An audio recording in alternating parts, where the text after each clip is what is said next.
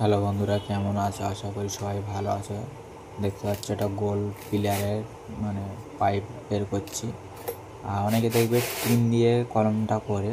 টিনে কী হয় বলো তো, টিনে তোমার সঠিক গোলটা হয় না। টিনে তোমরা একটা 4 ইঞ্চি এরকম পাইপ নেবে, পাইপের মাঝখান দিয়ে কেটে নেবে, নিয়ে তোমার দড়ি দিয়ে বাঁধবে। প্রথম ওই পাশে দেখতে পাচ্ছ দড়ি পড়ে আছে, বেঁধেছিলাম।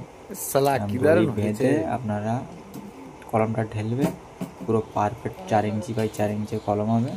আর খুব সুন্দর হবে, ফিনিশিংটা খুব ভালো হবে। আর যদি পারো এই পাইপের গায়ে একটু মোবিল মাখিয়ে নেবে, তাহলে খুব সুন্দর কলম হবে। আর পাইপের সাথে ধরবে না মশলাটা, খুব দারুণ ফিনিশিং আসবে। দেখতে পাচ্ছ কলমটা খুব বেতাল ফিনিশিং হয়েছে। এরকম নতুন নতুন ভিডিও দেখতে চাইলে পেজটা ফলো করে রাখতে পারেন।